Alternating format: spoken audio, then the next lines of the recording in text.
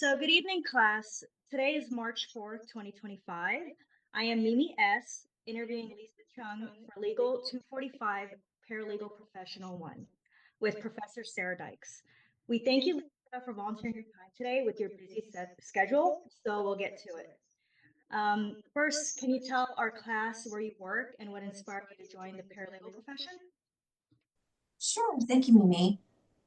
So I work right now at it's a nonprofit organization. It's a legal clinic. It's called the Neighborhood Christian Legal Clinic in Indianapolis. What inspired me to become paralegal? Well, I wanted to go to law school. It was not feasible at the time. I still wanted to do something with the law, and so the I already had my 4 year. I have a double BA in College of Arts and Sciences, and I kind of needed a skill. And so with liberal arts, you don't really have a skill other than writing and communication. I wanted to do law really bad. And so at the time, I decided there were no certificates at that time. So I decided to do the full-fledged associate's degree in paralegal studies. So nowadays it's renamed as legal studies, but back then, which wasn't too long ago, and it's still called paralegal studies. So I got the 2 year degree in that, and so I finally this fall or this spring I start law school. That was my ultimate goal. So. Wow, congratulations. And just for reassurance, the class I'm taking right now is a 2 year associate's degree program because it's significantly a lot more cheaper than just going to law school. So Yes. that's very reassuring that that's kind of the path you took to get into this profession. And good luck Yeah. on law school. Thank you so much, and good luck to you. That's great that you're going through the same route. If you decide to go to law school, it will help you tremendously. I'm not struggling like the other guys are. It's given me a good context. I mean, you get a good priming of the law. So, so it's like a mini law school kind of thing. It's a 2 year degree. You get a taste of what they go through, of what lawyers have a mindset for. And so I grew to love it. I grew to have that same mindset, that same legal. It's not the same in degree. You're going to get a small degree of it. Yeah. Once you get it, it's a whole new ball game in law Oh, yeah. school. I mean, it's more intense, um, more expected. Yeah, it's a lot more stressful, but the concepts are the same. It's just more in depth. So what you're getting right now is what they're getting, but you're getting, um, oh, I told my professor that I had paralegal contracts, and I'm sure what I had is child's play compared to, he didn't say anything, but he got the point. And it is now that I can compare the two. Paralegal stuff was, um, I mean, I had to work. So for me, because it was the first time encountering law as a paralegal and the associates, to me, that was hard. I wouldn't say struggled, but because it was the first time of encountering law, that's what made it hard. Oh, yeah. And so now that I've got that under my belt, law school is a breeze. Oh no, that's so reassuring because a lot of us, including myself, are considering possibly going down the path of law school. But like I said, it's really expensive. So at least we're kind of getting our first, I guess, experience or a hand learning about law. And you're absolutely right. It's the same thing. The law's the law. Right. And we're just taking a cheaper path instead of going through debt right now. Yes. So, okay, we're going to shift the conversation a little bit.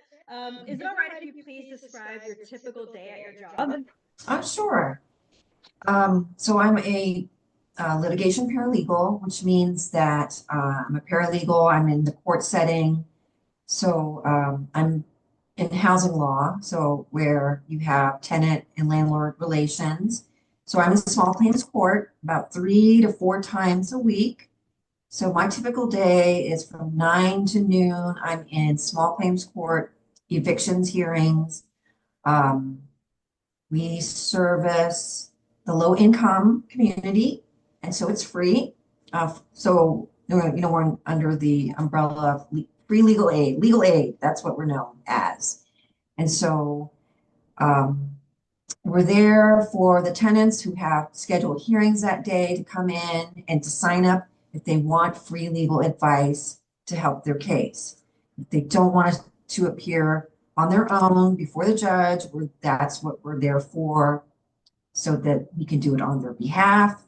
If they just want advice, whatever they want, that's what we do. And then the rest of the Amazing. day, So, what skills would you say that you use the most in your job and to what frequency? sure. For this question, I want to emphasize general skills for everyone, any kind of paralegal. And then it depends, after that, it depends on the area of law. Some areas require more writing skills and more speaking skills because you're going to be dealing with clients more. So that will dictate what kind of skill set you will need. But in general, you should really, every paralegal, you're in the legal field, you need to be able to read and write well, communicate well with your attorneys, with your clients. Um, yeah, those, and to think, all those things are symptoms of being able to think well. You got to have good judgment. I find that paralegals don't have enough of that. They don't write enough, they don't speak enough, and you can tell and by how they process things. So yes, the cardinal advice I would give to you and anybody who wants to come into this field and be competitive, be able to uh, be on top of those skills. Thank you so much for letting us know that. That's actually really interesting, and we might actually get back to what you just said. But I guess the last question, and we'll get back to what you just said about a lot of paralegals not having that kind of skill. What is one thing that you wish you had known before becoming a paralegal that you'd like to share? I guess you kind of already shared it with others, but I guess if you can elaborate on that more before considering this profession. Oh, absolutely. This will be a shocker because it was a shocker for me. So um, I had discovered that the legal profession is a very toxic place, a workplace to begin with. I don't know if you've already experienced that. It was very shocking because no one prepared us. Our professors didn't say, "Hey, I mean, in general, we knew from the outside world that lawyers can be very hard to work with, and then, but we didn't get it to the degree you would get it coming into the workplace. Not to mince words, but you know, as employers, lawyers can be very, very toxic. They have a one-track mind, and that's the focus on the law. And as employers, terrible. They're terrible as employers, but as lawyers, they have to be at the top of their game. There's a cold war. You should also know, if you don't know it already, there is a cold war between um, legal staff like paralegals, and your lawyers. No one's talked about it, but it's there, Oh, it wow. exists. Can you And can you elaborate more on that? Because I mean, we do have some people in our class that are like legal secretaries. They're not paralegals yet, which is why they're studying this degree. Mhm. But I guess some of the little things that we've heard was like, sometimes you do a lot more work than the lawyer does, and they get all the credit, of course. And yeah, I just wanted to touch base more on like what this toxic environment might mean. Sure. So it's a dog eat dog world. The law is very, very, it's top down, which means that it's based on law. It's based on statutes. Every state, since you're in California, that's the only state of the union that has requirements by law for how a paralegal must be a paralegal. In every other state in the union, it's only a suggestion for Oh, us to, wow. yeah, it's only a suggestion for me to get training on the job. Yeah, or a degree. I have choices depends on the market, how the employers want us to be trained. But in California, I believe I have to look at the statute again, but it specifies you have to have a certain amount of education. Oh yeah, So yeah, I think that's you, yeah, true. Yes.